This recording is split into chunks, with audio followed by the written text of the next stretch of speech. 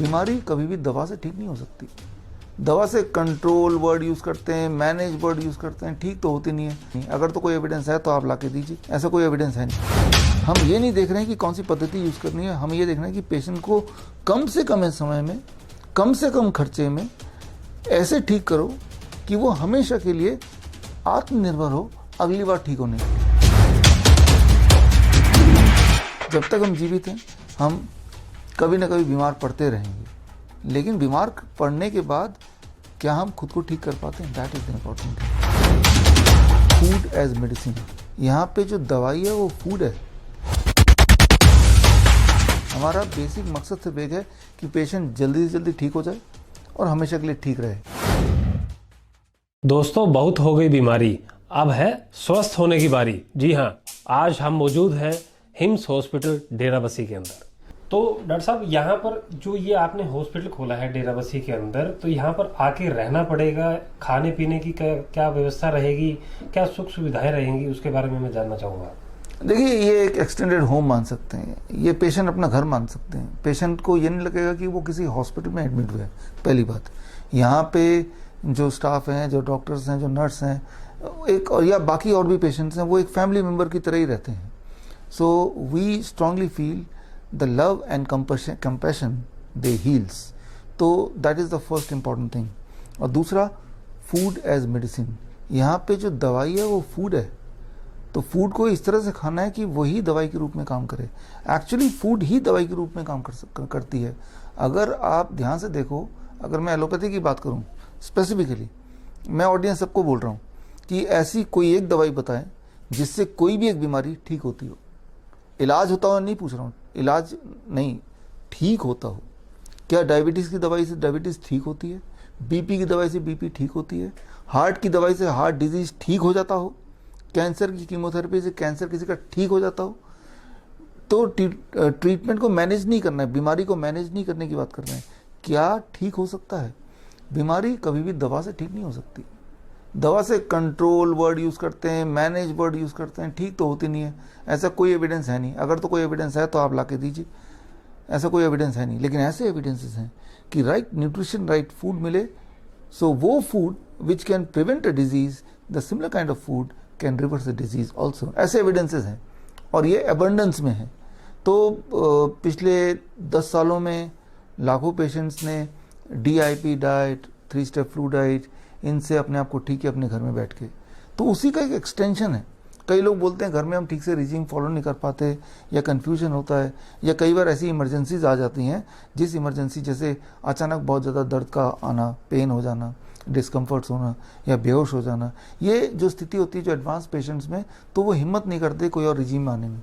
तो वो चाहते हैं कि वो हमारे सामने, हमारी निगरानी में ही पेशेंट यहाँ पे डाइट लें। तो इस सोच के साथ ये हिम्स का निर्माण किया गया है। तो आप माने कि ये पेशेंट का ही एक्सटेंडेड घर है, लेकिन यहाँ पे हर तरह की जो स्पेशलिटी है उस तरह के डॉक्टर्स हैं, चाहे एलोपैथिक के डॉक्टर हों, चाहे होम्योपैथिक डॉक्टर हों, चाहे नेचुरोपैथी के डॉक्टर हों, चाहे आयुर्वेद के डॉक्टर हों, और ये सारे इंटीग्रेटेड फॉर्म में है, हर एक का बेस्ट। तो जमाना भी इंटीग्रेटेड मेडिसिन का है, यानी कि पेशेंट सेंट्रिक। हम ये नहीं देख रहे हैं कि कौन सी पद्धति यूज़ करनी है, हम ये देख रहे हैं कि पेशेंट को कम से कम समय में, कम से कम खर्चे में ऐसे ठीक करो कि वो हमेशा के लिए आत्मनिर्भर हो अगली बार ठीक होने के लिए। जब तक हम जीवित हैं हम कभी ना कभी बीमार पड़ते रहेंगे, लेकिन बीमार पड़ने के बाद क्या हम खुद को ठीक कर पाते हैं, that is the important thing. तो उस उम्मीद से कि यहाँ से जो पेशेंट जाए वो ठीक होके जाए, एक डॉक्टर बन के जाए, that is the basic idea of what we call as HIIMS. पूरे हिंदुस्तान के अंदर, हर शहर के अंदर, हर स्टेट के अंदर हॉस्पिटलों की भरमार है। तो आपने ये कैसे सोचा कि हिम्स हॉस्पिटल का निर्माण करके आप लोगों को रोग मुक्त कर सकते हैं?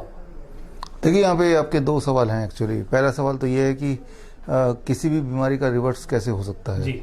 और उसी में आ जाएगा मेरे आपके दूसरे सवाल का जवाब भी।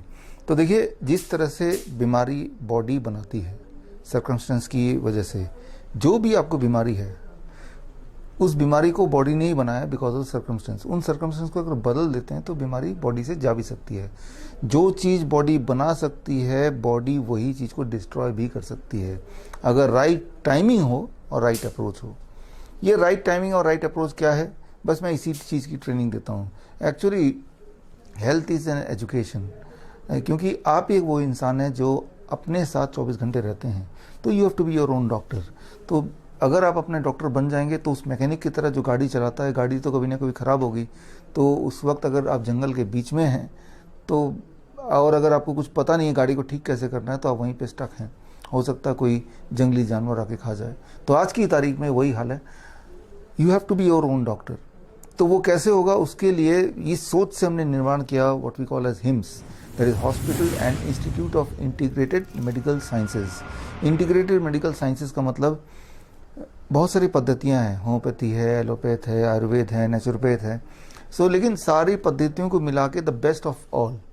यहाँ पे पेशेंट सेंट्रिक हमारा बेसिक मकसद सिर्फ एक है कि पेशेंट जल्दी से जल्दी ठीक हो जाए और हमेशा के लिए ठीक रहे। ये दो मकसद। एक बार अगर पेशेंट हमारे पास आ गए तो ठीक हो गए, लेकिन अगली बार अगर वो बीमार पड़ेगा तो हमारे पास आने की ज़रूरत ही ना पड़े, वो खुद को ही अपना इस तरह से अपने आप को ढाल ले, अपनी नॉलेज को इन्हेंस कर ले। तो इसीलिए ये हॉस्पिटल जहाँ हम बैठे हैं, ये सिर्फ हॉस्पिटल नहीं है, hospital and institute of integrated medical sciences. यानी कि पेशेंट को ना केवल हम ट्रीटमेंट दे रहे हैं, ट्रीटमेंट के साथ साथ पेशेंट को एजुकेशन भी दे रहे हैं, पेशेंट को, पेशेंट के फैमिली मेम्बर्स को भी। जब वहाँ से उसने जर्नी शुरू की हमारे हॉस्पिटल में आने के लिए और जाने के बाद भी 3 महीने तक, तो हमारा इंटेंशन ये कि ये पेशेंट दोबारा हमारे पास ना आए, बल्कि उसके घर में और भी अगर कोई बीमार पड़े तो उसको भी वो ठीक कर पाए। ये मकसद से हमने ये हॉस्पिटल का निर्माण किया है। और हमें उम्मीद है कि पेशेंट यहाँ जब जाएगा तो अपने अपने घरों में माइक्रो लेवल पे छोटा छोटा हॉस्पिटल हिम्स, अपना उनका घर ही हिम्स बन जाएगा, जहाँ पे वो आसपास के लोगों को ट्रीट कर पाएगा। डॉक्टर साहब, जैसे मैंने आपकी पिछली वीडियोस के अंदर भी देखा है, आपने हमेशा DIP डाइट के बारे में बताते हैं कि आप फ्रूट्स का, सैलेड का सेवन ज़्यादा करें। लेकिन अभी कुछ दिनों में ये देखा गया है कि जितने भी फ्रूट्स हैं, चाहे वो आम है, केला है, पपीता है, या कोई भी सब्जियां हैं, चाहे घिया ले लो, तोरी ले लो, बैंगन ले लो, कोई भी चीज़ें ले लो, इन पे भी स्प्रे होती है, इंजेक्शन लगाए जाते हैं, केमिकल से पकती हैं ये सभी चीज़ें। तो क्या ये सही है? क्या ये उसके अंदर जाती हैं चीज़ें, उनको नुकसान पहुंचाती है हमारे शरीर को या नहीं? डेफिनेटली पहुंचाती है। इसीलिए हम बोलते हैं पेशेंट्स को कि आप रॉ खाओ, क्योंकि जब हम कुक करते हैं तो मान लो अपने टमाटर को कुक किया तो उसके अंदर जो लाइव एंजाइम्स हैं, लाइव एंजाइम्स क्या है अगर आपको देखना है तो उसको माइक्रोस्कोप के अंदर रखिए, टमाटर को काट के उसके जूस को लेके, तो आपको कुछ हिलता डुलता नजर आएगा। लेकिन वो कुक कर देंगे तो वो जो हिलने डुलने वाला जो इंग्रेडिएंट है which is called live enzyme, वो गायब हो जाएगा। जब आप रॉ वेजिटेबल्स एंड फ्रूट्स खाते हैं तो वो लाइव एंजाइम भी आप खा रहे हैं।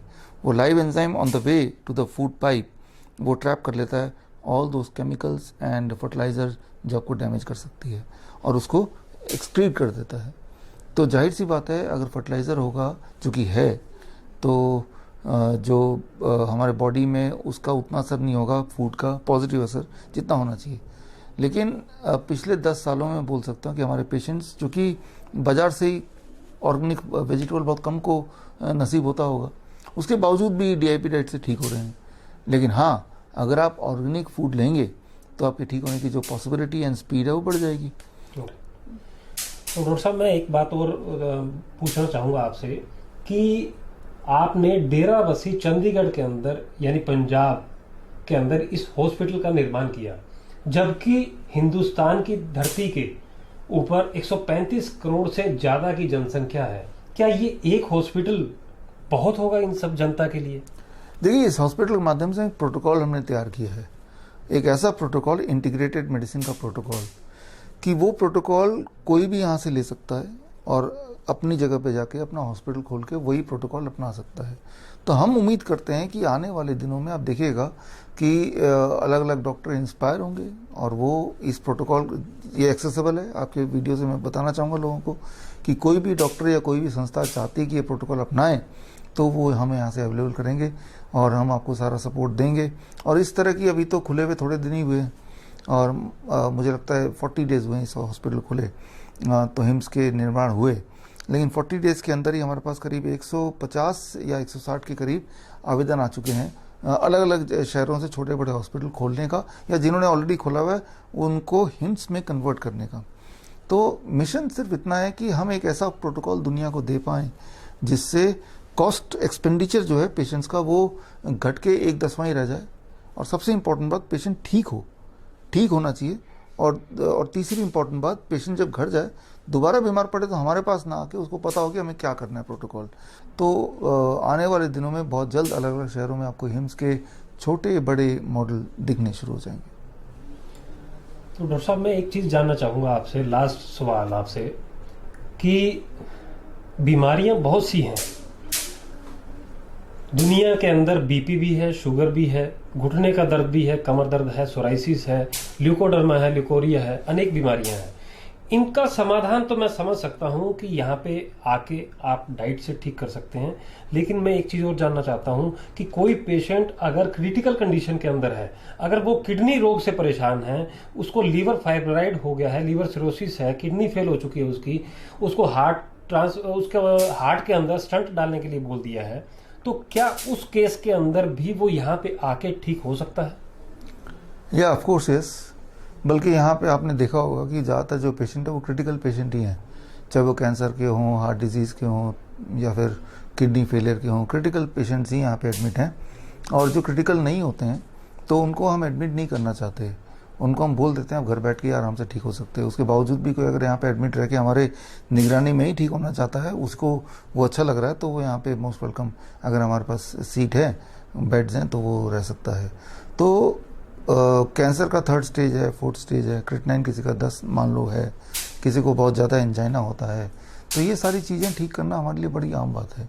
बल्कि ये सारी चीज़ें सिर्फ अगर ठीक हो सकती हैं तो इस मेथड से, इन प्रोटोकॉल से ही ठीक हो सकती हैं।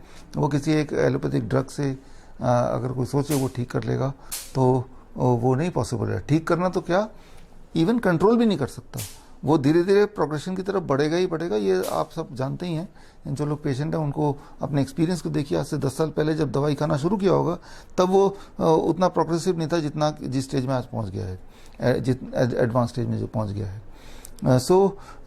अगर कोई जिंदा है, सांस ले रहा है तो और खा सकता है, तो मोस्ट प्रोबेबली वो ठीक हो सकता है।